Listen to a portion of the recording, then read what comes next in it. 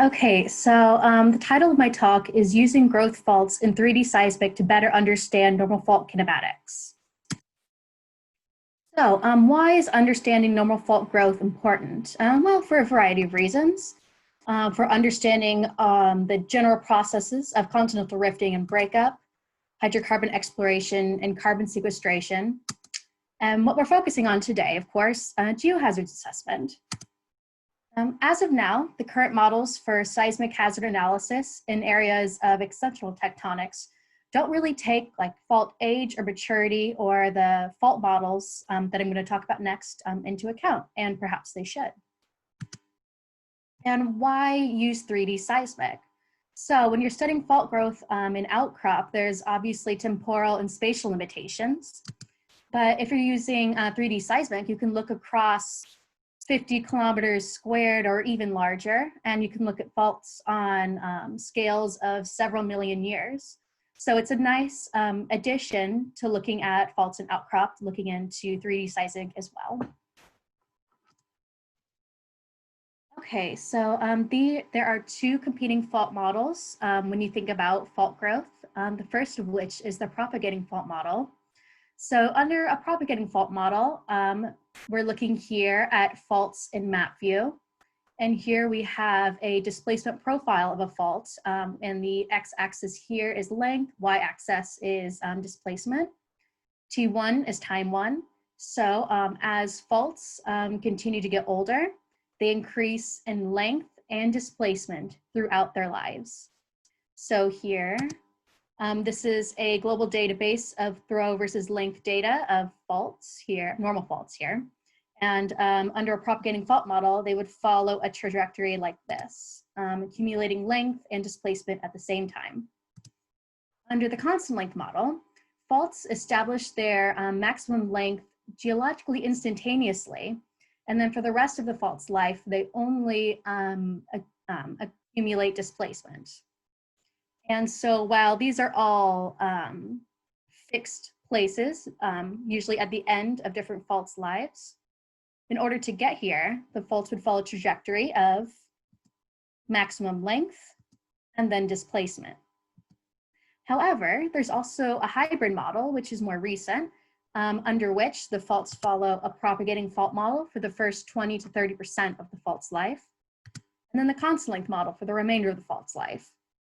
And I've also been questioning, how do faults die? This is really looking at how faults grow, but what happens in the last part of faults' lives? So I'm also going to touch on that today. Okay, so we're going to go on a little trip to the northwest shelf of Australia here. We're looking at the Exmouth Plateau, and this is our study area here. And this is the Glencoe data set. It's available for free, open access online from Geoscience Australia, if anyone else wants to take a look at it. And this is a regional seismic line going from the northwest shelf of Australia here, going out offshore. We're looking here around this general area, which is where the Exmouth Plateau is. Focusing on these faults down here, and the Sin Rift is in blue and green. And this is the stratigraphic column of what we'll be looking at specifically. The purple here is the pre-rift Mungaroo Formation. And then in blue, we have the Jurassic Sin Rift. In green, we have the Cretaceous Sin Rift. And then the post-rift is up here with some little faults that occurred much later. And we have 4 dates that we got from biostratigraphy in well data that were collected by an oil company and then posted online. So we have the dates for horizons 1, 5, 6, and 7. And then I've also assigned relative dates to horizons 2 through 4, assuming constant sedimentation in the basin.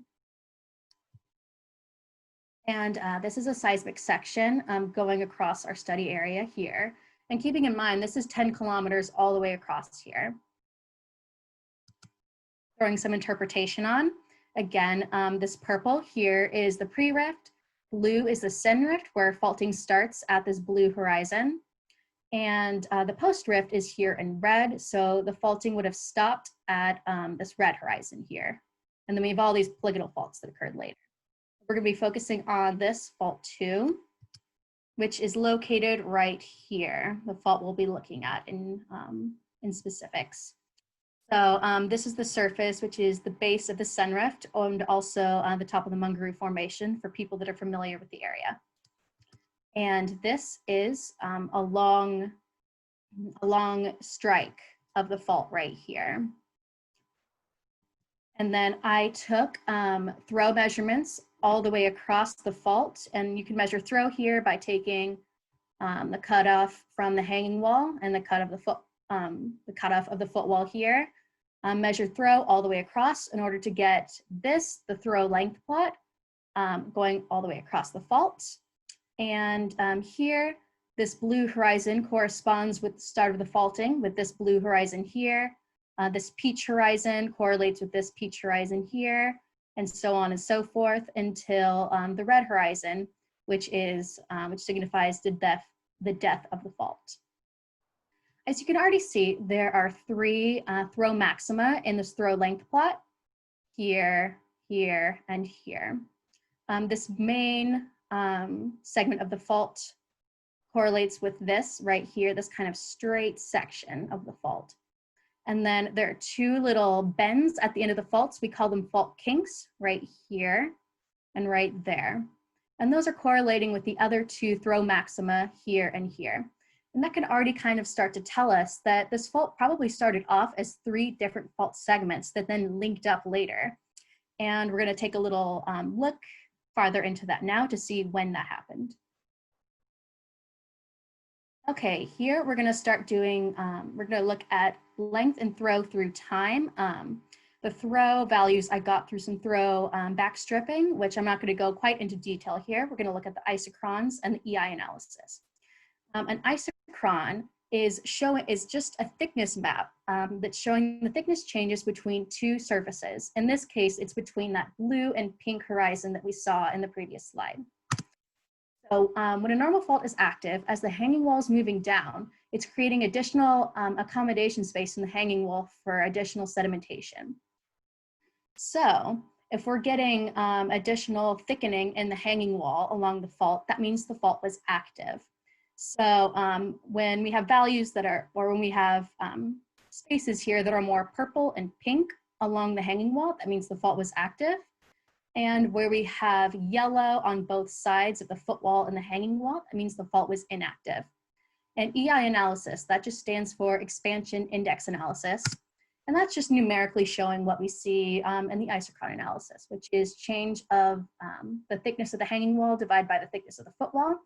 And if that value is 1, that means the fault wasn't active.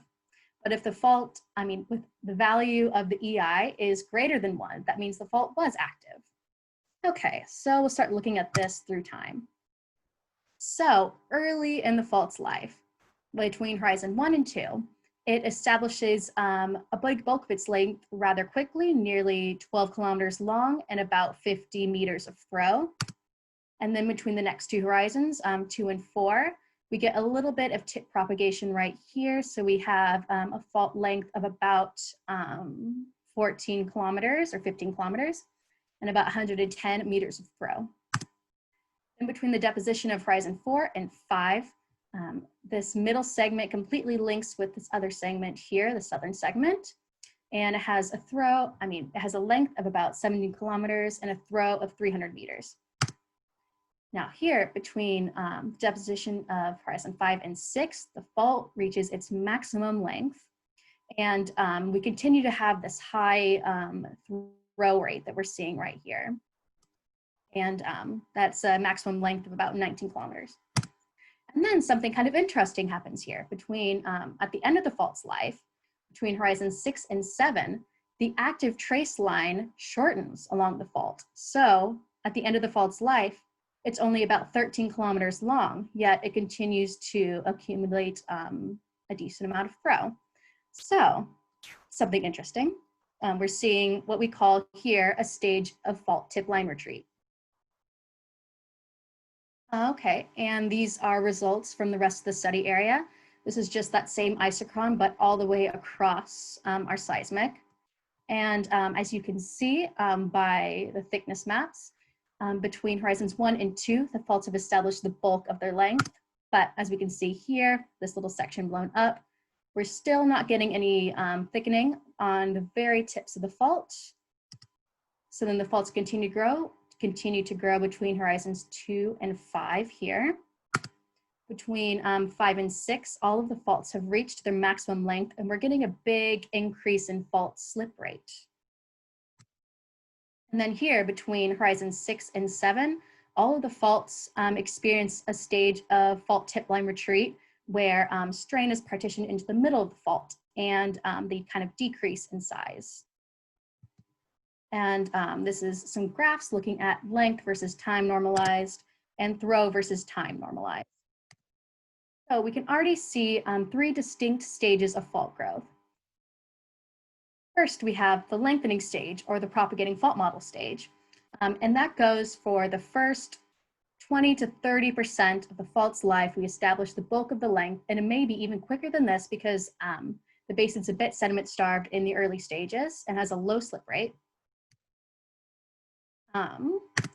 The second stage, or what we're calling the throw stage, it's between about 30 to 75% of the fault's life, where the fault reaches its maximum length and slip rate kicks up to be about 5 to 28 meters per million year. And then the kind of new thing we're suggesting now is a tip retreat stage, which is the last 25% of the fault's life, when all of the studied faults decrease in active length size by at least 25%, and slip rate also decreases to about 7 to 20 meters per million year. So what are the implications for earthquake models? Well, current structural models for seismic hazard analysis don't really account for fault growth models, but perhaps they should, because usually if a fault has a longer active trace length, the potential earthquake magnitude increases, or vice versa. So knowing the age of a fault could be important to understanding the geohazards in the area. Like if a fault was more mature and in its tip retreat stage, it would have a smaller potential earthquake magnitude. However, if it's in its early stages, or perhaps in the middle throw stage, there'd be a higher potential earthquake magnitude. And just some conclusions here.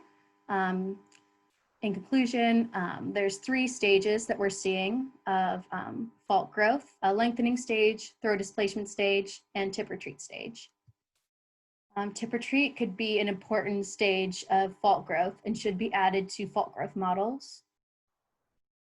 And fault growth models should be taken into account in geohazards research. And I'll drop a link to our preprint in the discussion at some point, and you can learn more about fault tip retreat and just more fault kinematics and seismic. And yeah, the rest of the conclusions here. Anyone have any questions? Thank you, Bailey. Trying to see how I can put up the, I see it, chat, here we go. I think it's ideal if the people ask the questions themselves, and it's a bit more interactive. So Domenico, maybe you can start asking your question. Hello, hi, good afternoon, Domenico here. Maybe I can start the video as well. I was just wondering, is the tip retreat symmetric, or do you see any shift? And if you can link this shift, if any, to any more regional large scale trend, or is always exactly just in the middle of the fault? It can be sometimes a little bit more on one end of the fault than the other, and sometimes you only get tip retreat on one, like tip of one tip of the fault, and the other tip might not experience tip retreat. However, it's not necessarily because of a regional trend, because some of the faults died at different times. Like some of the smaller faults died much earlier than some of the larger faults, but they all experienced a stage of tip retreat at different times. Okay, thanks. Mm-hmm. Next question by Leanne. Is the I can just read it. Is the 3-stage model applicable to all types of faults? I am not sure. I'd love to find out. That's kind of what I've been moving on to. I've seen some evidence of tip retreat in the Taranaki Basin. There's some offshore Ireland, I believe, as well. It's just, it hasn't really been looked into much ever, I guess. So something to definitely look into, and I'm going to. Yeah. Great, thank you, Bailey. Sorry, I have just another quick question. Can I? Go ahead. Yeah. Have you seen any link to lithology? Link to lithology. Again, not quite sure because I've only looked in sedimentary basins, but that would be something interesting to look at. Yeah. Okay, great. Thank you. Mm-hmm. We have 2 more questions, but we are a bit running out of time. But let's have Antonio first and then Marcos.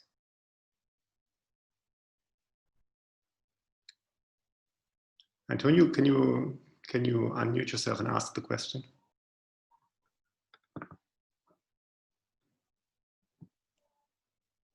Read it from It said, from the last plot, it looks like all these faults are in stage. You mean this one right here? Yes, okay. Yes, that's because all of these faults are extinct faults. They're all, yeah, they've already reached their final length and displacement. So that would kind of explain why there aren't any faults farther down here, I guess. Does that make sense? If they were all like still growing, they maybe would have a little bit more spread between here and there. I think that answers the question. Maybe you can, Marcos, do you want to answer the, you want to ask the question yourself? Yes. Can you hear me? Yeah, I can hear you. Okay. I see that the faults are not rectilinear. So I'm interested to understand better what is the orientation of these faults that you work on in relation with the sigma 3 axis. And what is the stress ratio? Because if the stress ratio has differences, then we have in the end a different fault pattern. Have you worked on this? No, I haven't. You assume that are normal faults. That they're all yes, they're all normal faults that we're looking at here. There are also most of the normal faults that we're looking at are orientated like northeast, and there's also some more north trending dike-induced faults. But okay, yeah. I don't want to discuss it right now. Okay. Okay, okay. Thank you very much. I understand.